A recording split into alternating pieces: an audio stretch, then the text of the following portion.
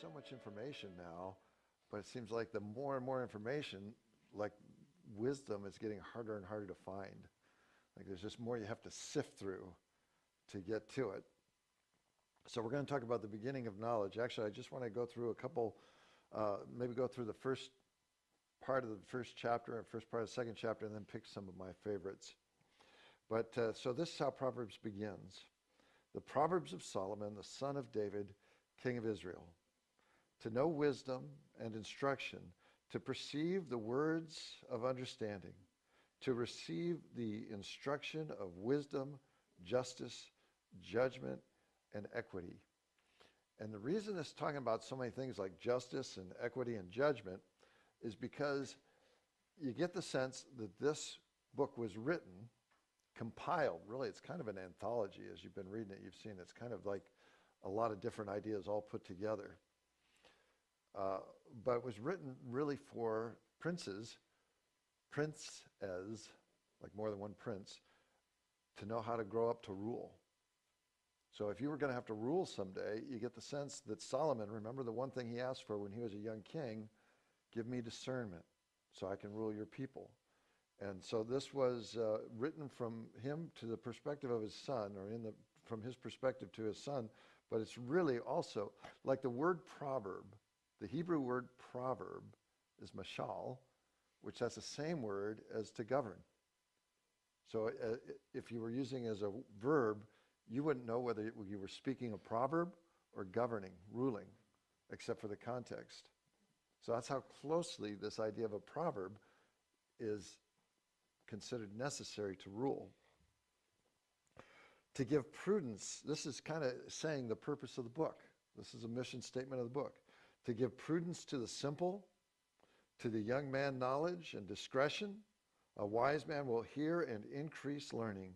A man of understanding will attain wise counsel. So he's saying the very simplest. This is like an opening primer, but look, even somebody with a PhD in wisdom is going to gain more wisdom from this. Think about that. Think about a textbook that you could give for an entry student or a PhD. And yet there's something about this book that even our experience tells us that when we were maybe young believers, we opened it up and it spoke to us. And now, even after lots of years on the on the chassis, I go back and I go, you know what? This still speaks to me. And sometimes I read it. Some people have shared this with me too, and I experience it. Oh, I wish I had really followed this when I was younger. Or I wish I had read this when I was younger.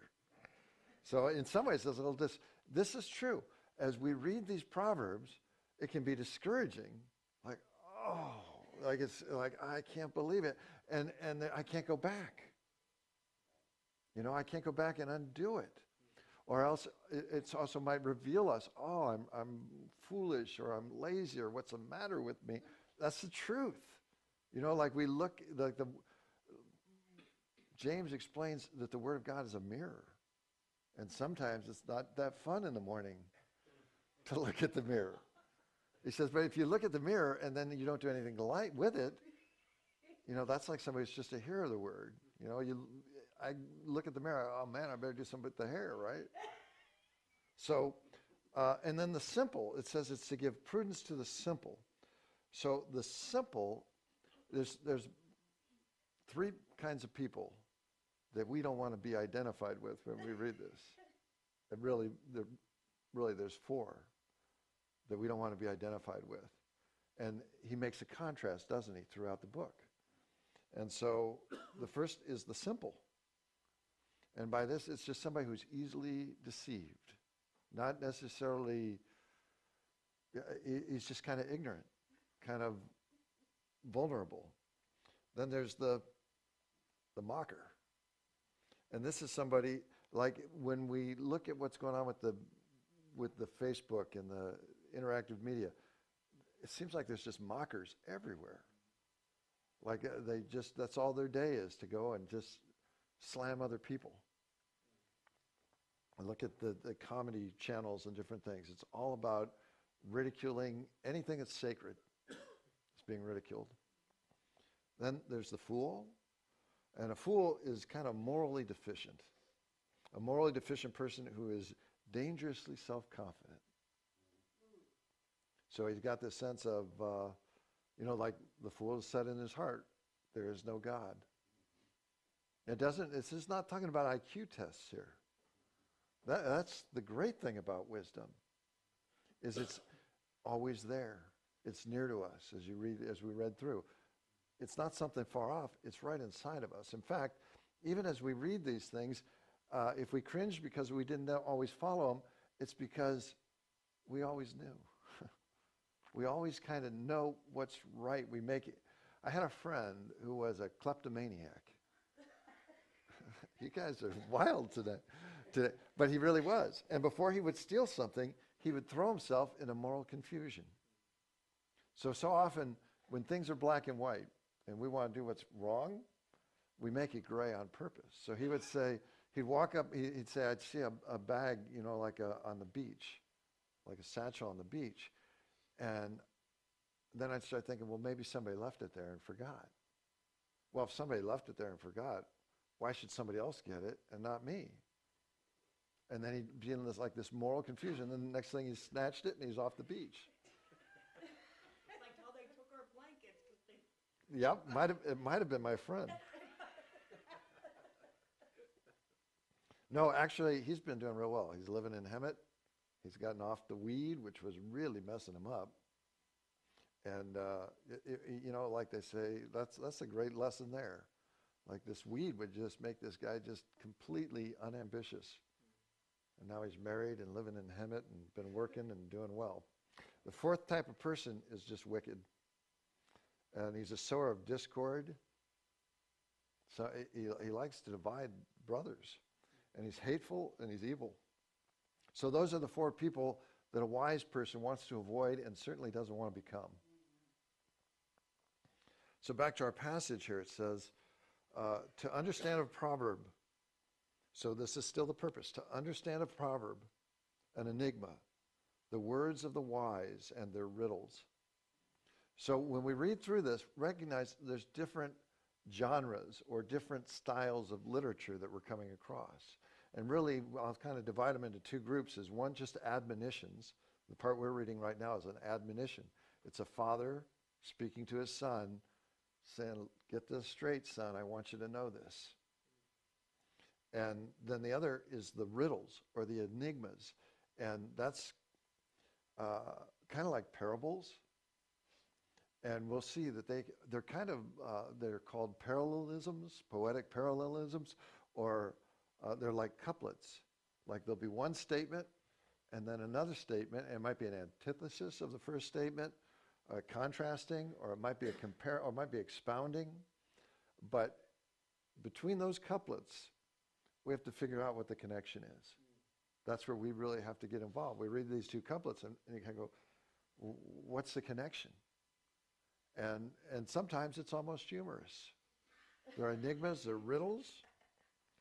The fear of the Lord is the beginning of knowledge, but fools despise wisdom and instruction.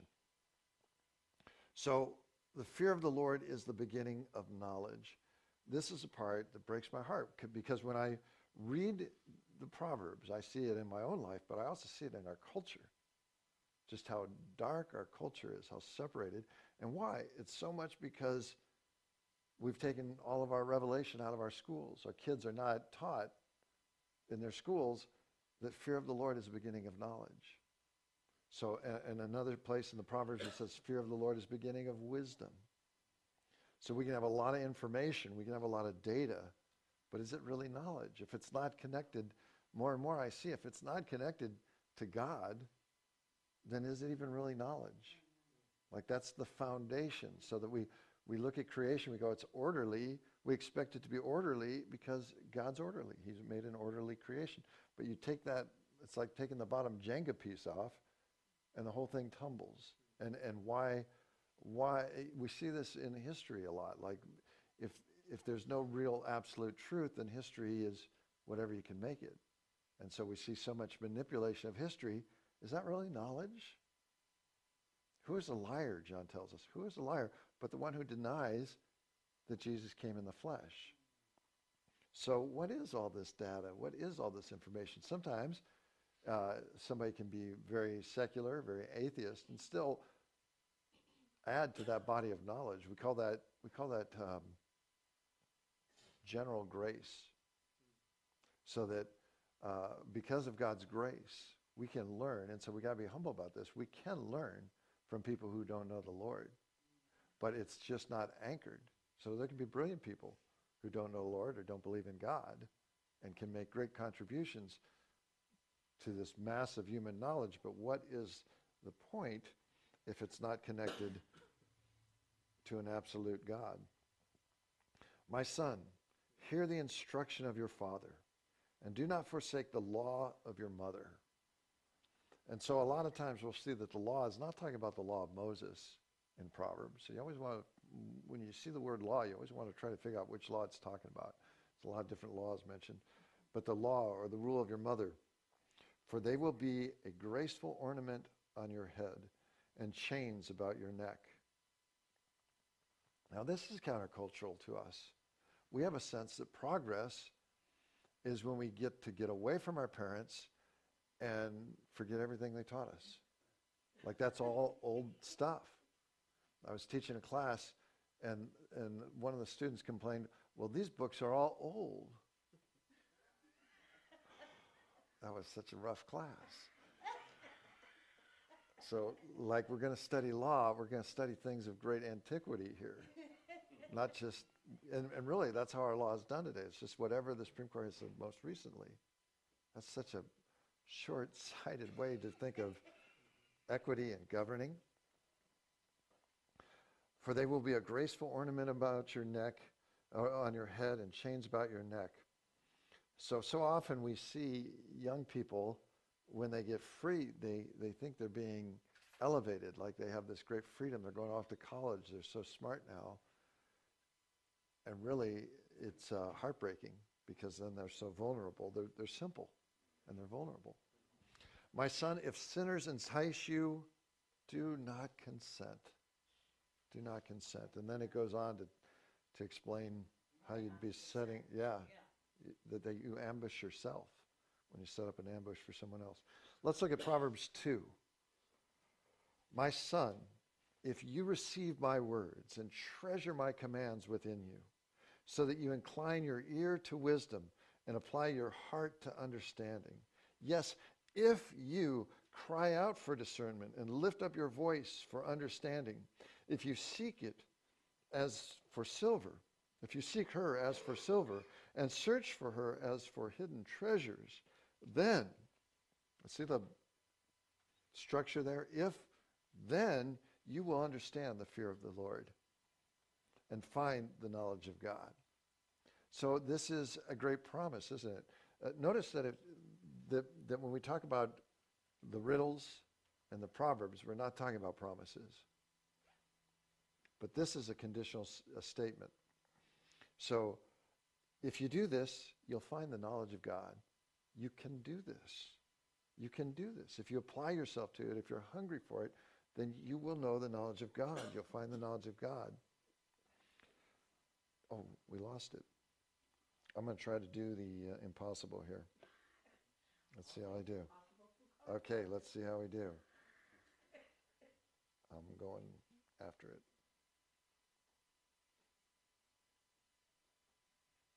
Am I there yet? Hey, we did it. But now it's not. How weird is this? That's not what's on my deal. See? I don't know what that is. I'm going to try again. Sorry for this distraction.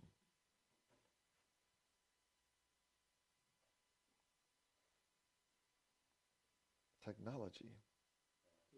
Nothing better. Okay, now let's try. Am I back? Oh, man. That's the first time I think I ever rerouted. Okay. For the Lord gives wisdom. From his mouth come knowledge and understanding. Wisdom is the principal thing. Therefore, get wisdom. And in all you're getting, get understanding. So this father who's preparing his son maybe to rule someday He's saying, get understanding. Like before got milk, there was get understanding. And all you're getting, get understanding. So a lot of these proverbs are so picturesque that they stand up in our minds. So we get a mental picture from them. That's part of the reason, because the proverbs, in order to be useful, you got to be able to have them on your lips, ready to use when the time comes.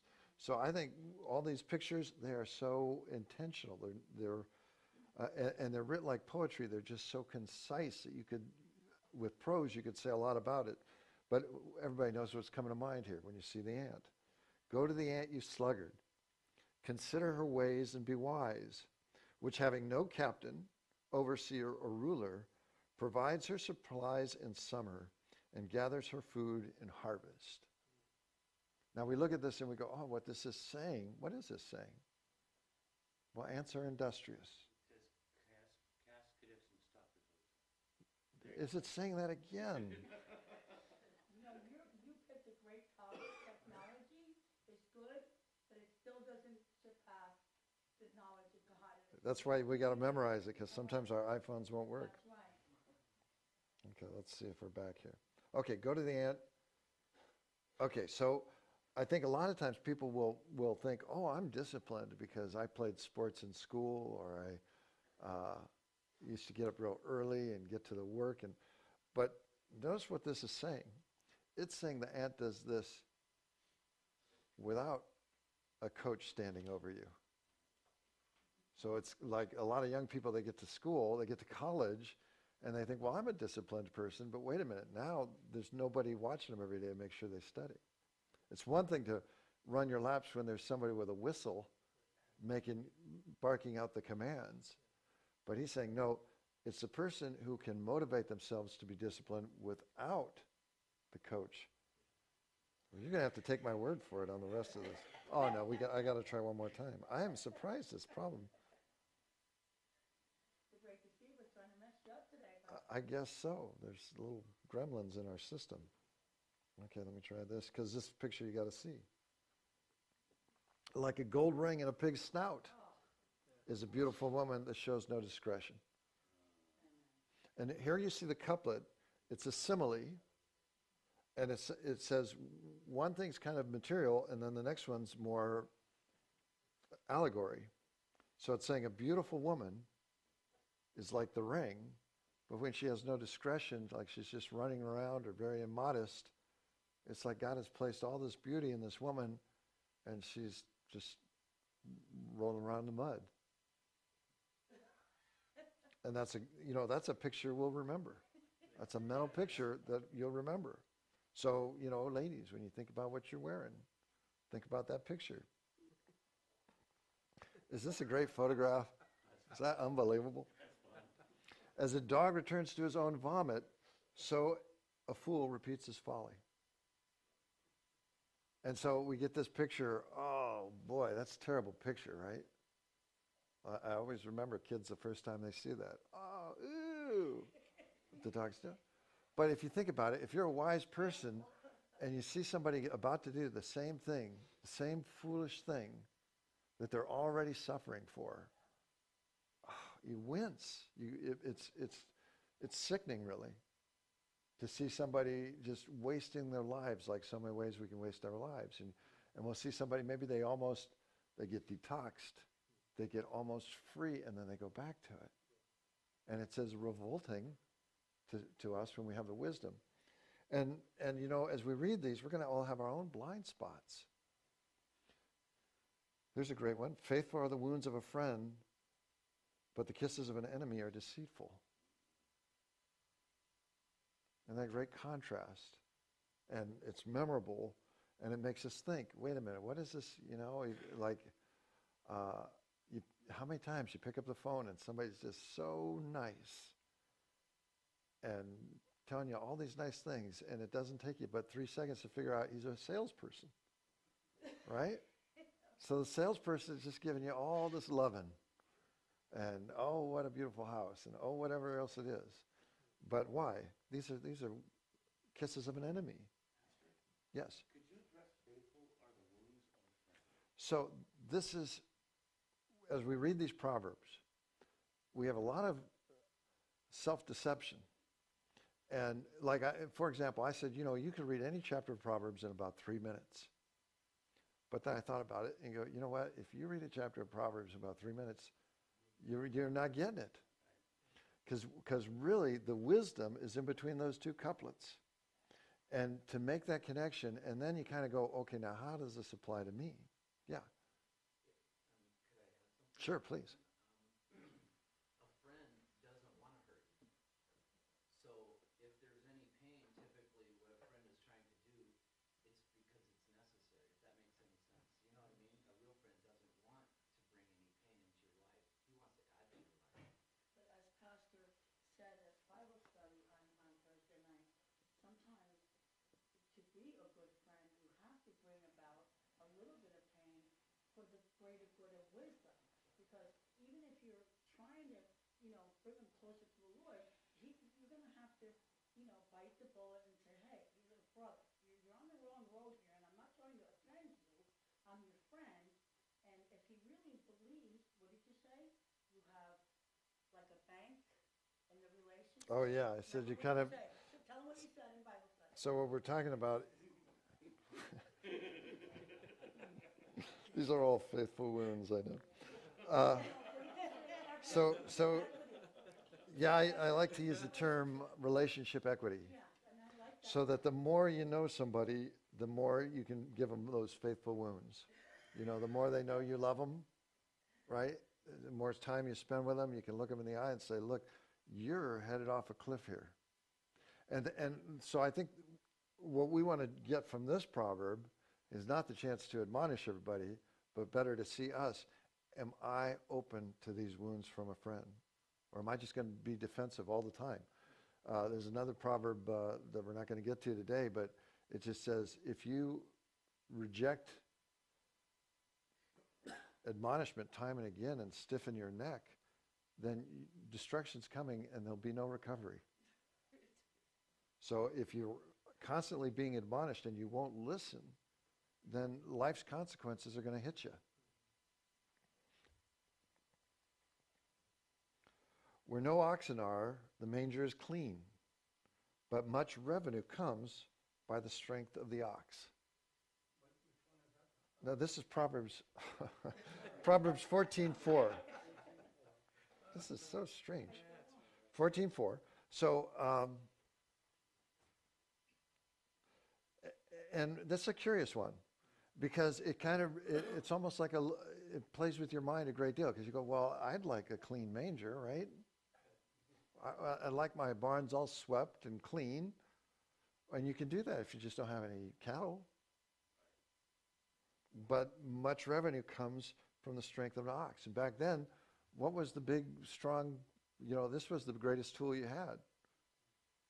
That was how all the moving was done. All construction was done. It was the power of these oxen. So yeah, you drive through Chino and it smells. Right? You just get to the dairy places and you go, oh, I don't want this. But no, you want it because, and I think of it like with kids. You want a clean house? You can have a perfectly clean, sterile house and not have any kids. Never invite company over, and they'll never spill on your carpet. So what do you want? Do you want sterile, barren, and fruitless? Or do you want what it takes, to love people? It gets messy loving people, doesn't it? And you do have to go into these subjects. You really love people. You got to be willing to extend the wounds of a friend. You got to be able to receive them. So much easier to just isolate ourselves. A little sleep, a little slumber. It's almost lyrical. A little folding of the hands to rest, and poverty will come on you like a thief, and scarcity like an armed man. So we almost get lulled into this one. Oh, just sleep, hit another whack on the snooze button. I picture somebody getting thrown out of their hammock. Like you just want to rest, but no, poverty's going to be that sure and certain. I wonder what the heck happened to me, Pastor, because I can't sleep. I got all this energy, and I'm like, God, please let me write today. And you still, And I uh-huh. thought, why did they Well, so this is good to note. So a proverb, these riddles are not promises. So even though a lot of them they're talking about how to be prosperous, it also makes it real clear in these proverbs that sometimes very godly people go through poverty, especially even the apostles, right? It wasn't a gospel of prosperity when you're being persecuted. Absolutely, you know why that I went through poverty, because my main stem, except for the Lord, died, and I had sickness and death and destruction around me. But that doesn't mean that I lost my faith. Didn't mean that I didn't hold on to what God's promises was for me. No, in fact, it might be, in fact, I think the Bible makes it clear that when you go through those things, it's strengthening your faith. Yes, So there's a sense that your faith is strengthened in a way that it could never be if you didn't go through that tragedy. Pastor, you know what? When my husband and my daughter got sick and they were suffering, and I needed a lot of energy to go to 2 different hospitals and stay up night and day. If I didn't have the strength of the Lord, oh, I assure you. But once they died and they were dead, and I started coming more faithfully to church here, Hmm. I thought, oh God, I just can't get through another day without them. And it wasn't until that time that I really realized that I needed God even more than I needed them. I had them for 30 years, but I didn't realize until they were gone and it's my suffering that I needed God more. Well, I think that hunger for God is what it's talking about in this book. That if you're hungering for God, you needed God every bit, and we all do every bit every day, right? But it wasn't till you went through that experience and suffered that loss. So she said she lost her husband and her daughter right at the same time. And so that drew you to the realization that we all should realize, but we don't until we go through that we need him every day. It's interesting. I guess there's some little football game today. And I heard about it on the radio, and they were talking about it, and the guys were talking on the radio, well, my team's not in it. So I don't know, maybe I'll root for this one, maybe I'll root for that one. I'm just going to pick one. And what struck me about that was for the people that are in that game, it's the culmination of their life's work. It's what they've been putting into. And in one sense, it's not any great moral victory. I mean, I appreciate the discipline of it. But for them, they're so into it. And if you were to, like the idea that somebody would just be, this one and that one, it doesn't matter.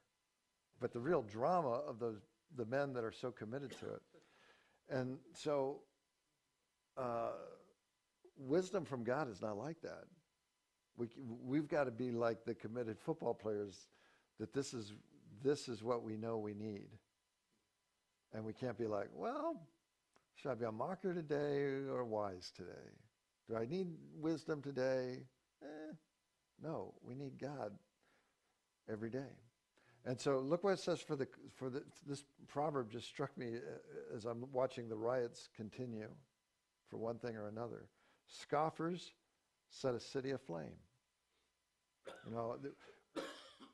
When buildings are burning, it's not by accident in a riot. Somebody wants to see them burn. But wise men turn away wrath.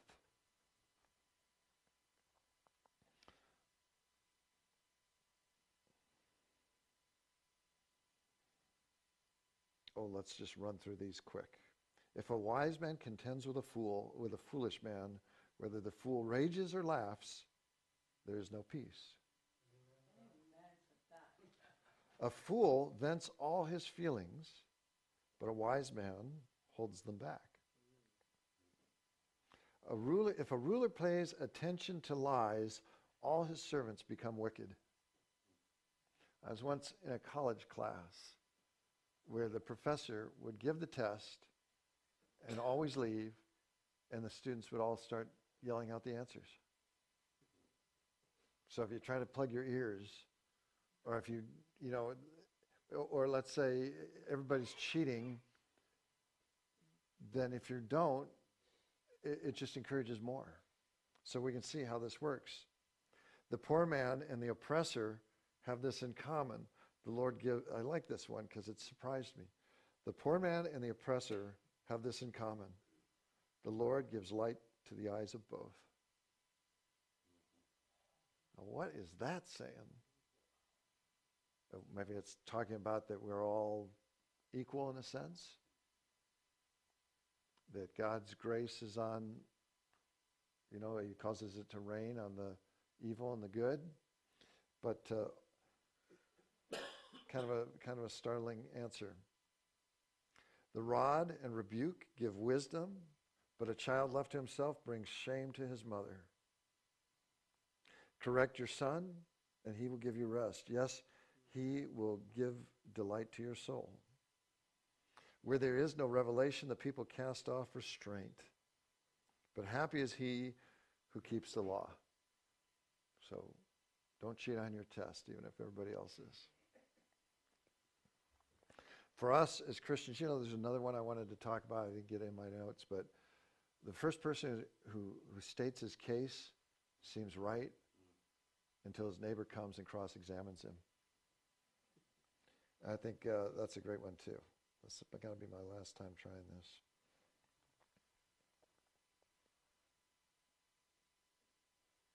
As Christians, it's more than just how to navigate the world. The wisdom is how the world really works. As Christians, it's even more to us. It says, 1 Corinthians 1:30, it is because of him, Jesus, you are in Christ, Jesus, who has become for us wisdom from God. That is our righteousness, holiness, and redemption.